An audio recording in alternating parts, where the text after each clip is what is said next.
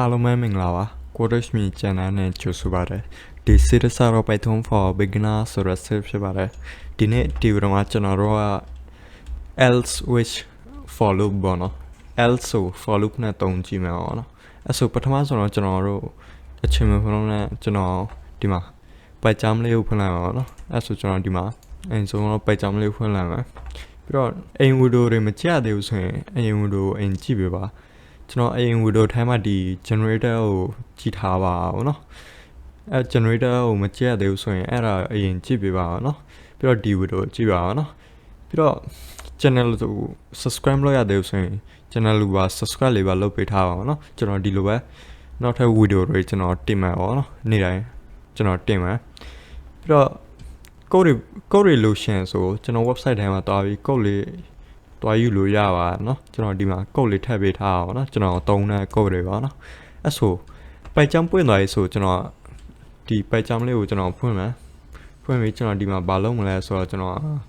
file တက်လုပ်မှာပါเนาะကျွန်တော်ဒီကောင်ကိုဖြတ်လိုက်မယ်ပြီးတော့ project မှာနှိပ်မယ်နှိပ်ပြီးကျွန်တော် project ထဲမှာဒီမှာ right click လုပ်မှာเนาะ new python file ပေါ့เนาะပြီးတော့ကျွန်တော်ဒီမှာဘာရေးမလဲဆိုတော့ else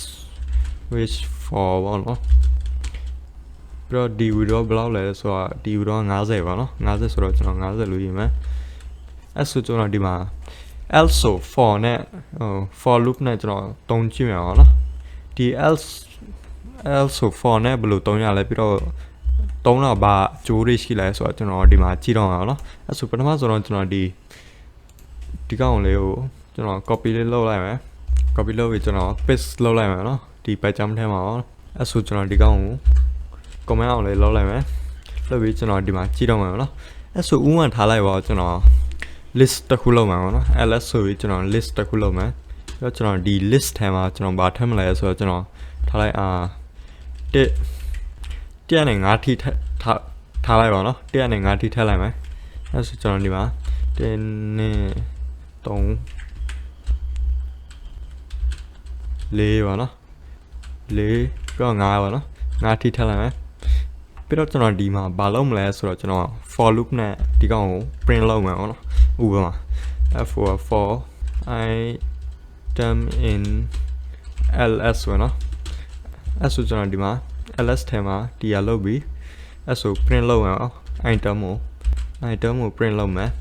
ပြီးတော့ဒီကောင်ကိုလုပ်ပြီးဆိုကျွန်တော်ဒီမှာ right click လုပ်ပြီး run မယ်ပေါ့နော် run တဲ့အချိန်မှာ သူကဒီကျွန်တော် list ထဲအကုန် print ဖြစ်သွားမှာပေါ့နော်ဒီမှာကျွန်တော် list ထဲအကုန်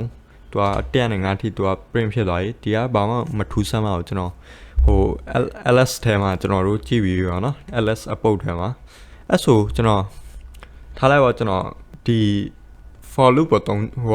တော့မယ်နော် else ဆိုအဲ့ဆိုကျွန်တော်ဒီကောင်ကိုဘာလုပ်မလဲဆိုကျွန်တော်ဒီမှာနောက်ထပ်ကျွန်တော်ဒီ else ဆိုတုံးတော့မှာပေါ့နော်အဲ့ဆိုဥပမာထားလိုက်ပါ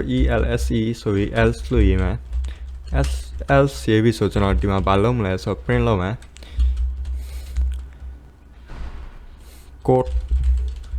code is run so we run it ဆိုပြီးရေးမယ်ပေါ့နော် code run ပြီးပေါ့နော်ပြောရအဲ့ဆိုကျွန်တော်ဒီမှာ run နဲ့ဆက်မှာဒီထား run နဲ့မယ် run နဲ့ဆက်မှာ तू ကဘာလုပ်လဲဆိုတော့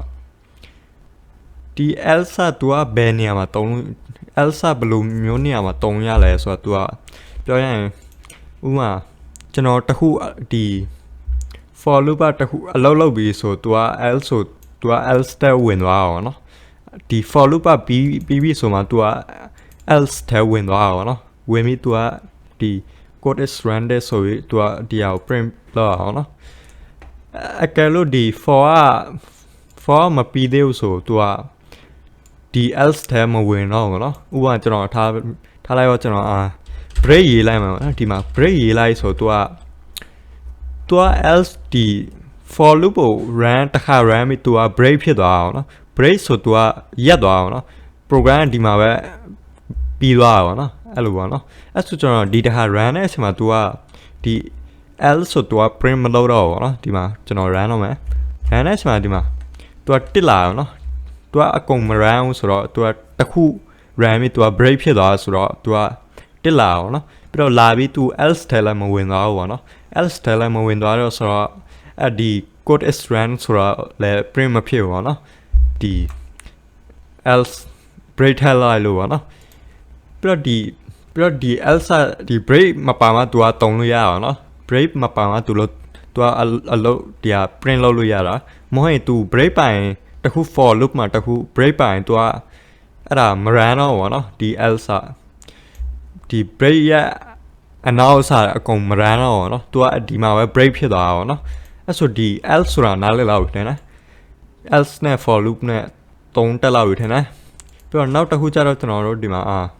ထားလိုက်တော့ကျွန်တော်ဒီ else ဘာလို့အတုံးပြုတ်လဲဆိုတာဘောနော်ပြီးတော့ဘယ်နေရာမှာအတုံးဝင်လဲဆိုတာကျွန်တော်ပြောပြမယ်နော်ဥပမာထားလိုက်တော့ကျွန်တော်ထားလိုက်ဒီမှာကျွန်တော်ဘာရေးမလဲဆိုတော့ if item is equal to 2ဆို3ဆိုထားလိုက်မယ်နော်အကယ်လို့ item ထဲမှာ तू ကဒီ item ထဲမှာ तू က3ရှိရင် तू က break ဖြစ်သွားမှာနော်အကယ်လို့မရှိရင် तू ကဒီ else ဆို तू က print လောက်သွားမှာနော်ဒီမှာဘာရေးမလဲဆိုတော့ search not found ဆိုရေးမှာနော် found found ပေါ့နော်ဒီလိုရေးမယ်ရေးပြီးကျွန်တော်ဒီကဘာလောက်လိုက်ရဆိုတော့ကျွန်တော်တခု sense လောက်တဲ့အချိန်မှာအကယ်လို့ဒီ list ထဲမှာsense ကျွန်တော်လောက်ထားတဲ့ sense နဲ့တခုရှိရင်ကျွန်တော်လောက်ထားတဲ့ import နဲ့တခုမှန်နေရင် तू ကကျွန်တော် sense လောက်ထားတဲ့ဥစ္စာ तू က print လောက်လိုက်မှာပေါ့နော်အကယ်လို့ကျွန်တော် sense လောက်တဲ့ဥစ္စာ import မရှိရင် तू က break လောက်ပြီး तू က sense not found ဆိုရင် तू က print လောက်မှာပေါ့နော်အဲ့ဆိုကျွန်တော်ဒီမှာဘာရေးမလဲဆိုတော့ကျွန်တော် print item လောက်ဝင်တယ်ကျွန်တော်ဒီမှာthe sense sense was found ပေါ့နော် found found ပေါ့နော် sense found ဖြစ်ပါနော်သူကတွေ့ပြီပါနော်အဲ့ဆိုကျွန်တော်ဒီမှာဒီကောင်ကိုနည်းနည်းပြင်လိုက်မယ်ပြင်ပြီးကျွန်တော်ဒီမှာ item ထဲမှာတရားရှင်းသူကဒီကောင်ကို print လုပ်မှာပြီးတော့ print လုပ်မှာ item ပေါ့နော်အဲ့ဆိုကျွန်တော်ဒီမှာ run မှာဒီတစ်ခါ run မှာပေါ့နော် run ပြီးကျွန်တော်ဒီမှာ run ပြီးဆိုဒီမှာကျွန်တော် run နဲ့ရှင်ဘာလို့ဒီမှာ output မလာလဲဆိုတော့ကျွန်တော်ဒီမှာ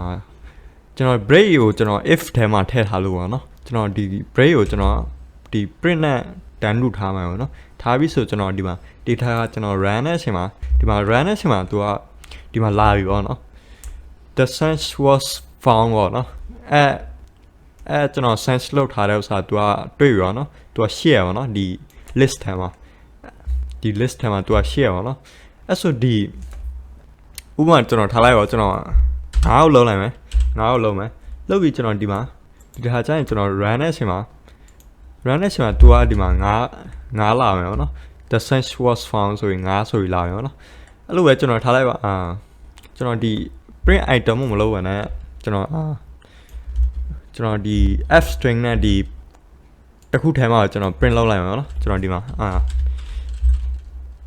f string လုပ်မယ်ပြီးတော့ကျွန်တော်ဒီမှာ